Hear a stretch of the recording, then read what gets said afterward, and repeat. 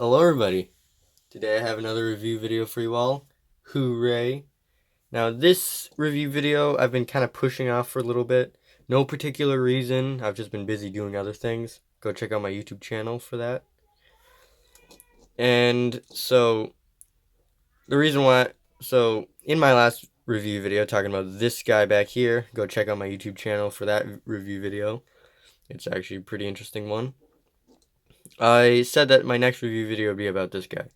But again, I've been pushing it off and I feel like you guys kind of forgot about it and I think I should just get to it now. By the way, I don't think I ever say his name in the video, but his name is Conductortron if you're wondering. Now that we're talking about him, here he is. He's got a weird posture, as you can see. We'd actually remove these bits for now. Those will come in later. But this is what the entire figure. This is essentially the entire figure. He's got more accessories for his Ultra mode. He turns into a steam locomotive, and he's got a couple accessories. He's got a little handgun. He's got maybe a minigun. He's got a small gun and a big gun. They're interchangeable. You could hold them in each hand. It's just that this is the configuration I want him in currently. He's got like cool little wings. He's got, I guess you could say this is a shoulder cannon, but in reality this is just a vehicle piece that I need to put like this in order to allow it to move his arms more. Because with it like this, he can't really put his arms up. Yeah.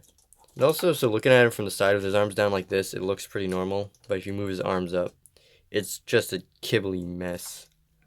It's just weird. It's like looking at the side of Studio Series Optimus. Looking at the side of him, just gaping holes everywhere.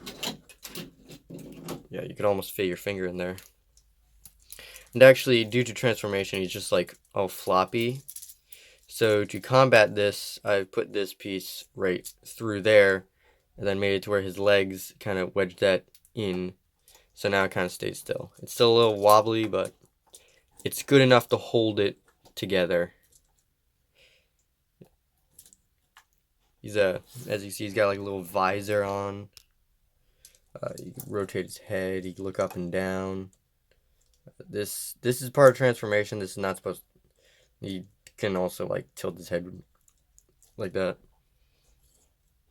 One of my favorite details has to be his little belly. He's got a belly button. It's really funny looking. Alright, so for accessories, you might remember the two little guns I showed off earlier.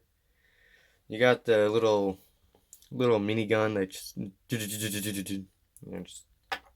then you got the little handheld blaster gun thing. It's pretty simple. They're just small accessories, nothing too much.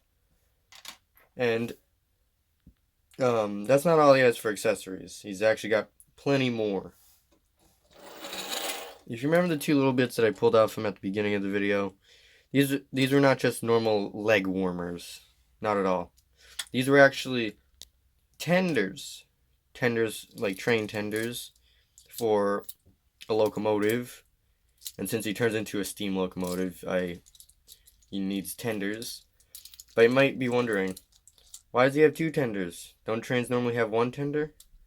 Well, a quick little fun fact that some trains that need to go long distance travels with no brakes, they would give him two tenders, one for coal, one for water. Because normally one tender would be able to hold both coal and water. But since it's going for long distances, it needs more coal and more water. So instead of making this big bulky tender that's almost the size of a passenger train, they just gave it two tenders entirely. And so another thing is that sometimes there would be so for the water, they would actually have like a little trough at the bottom, and then like a little scoop at the bottom, and then like a small third rail that's like almost like a trough, and it just like scoops up water, filling it up. It's pretty interesting. You may look it up and learn more about it. It's pretty fun. But that's not all he has for accessories. He's actually got an entire train of coaches. So this first one is just like I don't know, I'll talk more about these later in the video. Alright, so if you remember from my previous video talking about this guy, you would know that I kind of mentioned that this guy's a bad guy. He's the second bad guy I've showcased on my channel. That's not really relevant, but so he's not just a normal bad guy. He's a specific bad guy from a specific team called Team Claw. Team Claw is the name of the team, and this team was formed by the one and only Lord Fist. I will do a review on this guy eventually. He's the main bad guy, just so you know.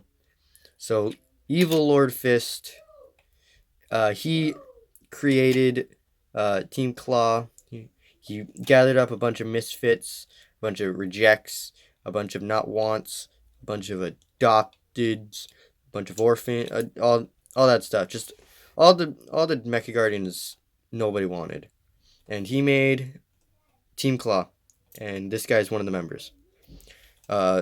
Just for your information. Thank you. All right, I think it's time to get into transformation. Let's go do that. So what you're going to want for transformation is the two guns we were talking about earlier, and also a lot of pride and confidence, because this takes patience to do.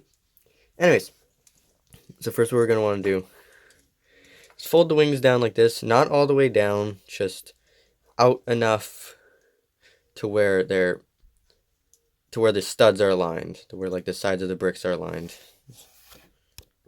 Like this. Not like this. Like this.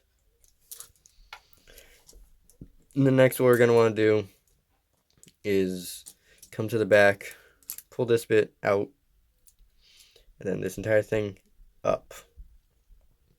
Next what we're going to want to do is fold both his arms forward like this. Flip the entire thing upside down like this. Click his legs together. And then bring the barrel or the minigun thing, click it down right there. And then you fold this up. Then you twist this entire thing around. And then collapse the entire thing down nice and flat like this.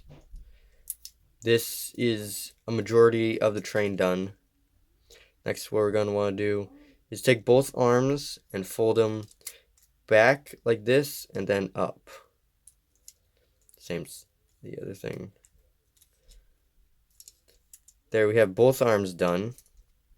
Next, what we're going to want to do, take the head like this, around like that, and then straighten the front wheels out. Now finally, take the little gun, click it on the top like this, and fold it down. And there we have his train mode done. Sorry, did I call it a train? I meant locomotive. Anyways, so we're not 100% done yet. So once we get the train done, we can take the two tenders from earlier and just click them nice and neatly on the back. Now we have it done, and it doesn't sit flat, because if it folded up, it kind of rocks back like that, and it doesn't sit flatly on the ground, so you kind of have to put it like that, which is a little annoying. Then what you can do is take the trailers from earlier, click them on the back, and now we have just a complete and absolute train. Like, this thing could probably carry the entire world if it wanted to. So come take a closer look at the train. It's got like the weird side bits. I don't know what these are used for. Maybe just like aerodynamicy, or just fancy things, or even just like earrings to the train. I don't know. We got a little funnel at the top. You can fold it back and then his head doesn't really go anywhere. It just sits here. It could be like a lamp or something. I just didn't have anywhere for his head to go, so I just left it here. Also, probably another thing you notice is that I kind of based this off a Lego 3-in-1 train set. It was like one of the first 3-in-1 sets I ever got, and I adored it to death. So I was inspired to make this train. I'll flash up a picture of the little train. But this specific train model I adored to death because I'm a very fidgety person, and I don't know, the 3-in-1 thing was just absolutely my thing. And it was such a perfect small size that you could just tear it apart and put it back together super easily. Yeah. So we got the two tenders and the two tenders we were talking about, and the trailer. The trailer is actually based off one of the things in the 3-in-1 set as well. Then we have the flatbed and the caboose. Yeah. It's a pretty simple train. I love it.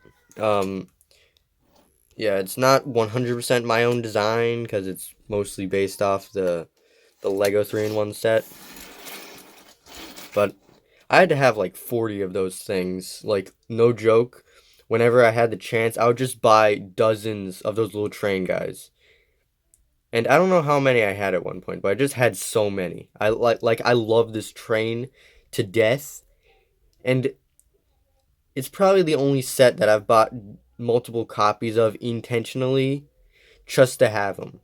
But like, yeah, Lego, if you ever see this, please re-release that set. I would buy it to death. Thank you. Alright, so for size comparisons, we have Bolt from my previous video. We have Michael. Just kidding, his name is Hitchhiker. Unknown Warrior, my original one. Earthrise Optimus, he's a good one.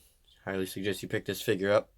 I'll probably do a review if you guys want to see a review. Like the video and subscribe. Thank you very much. It's very appreciated.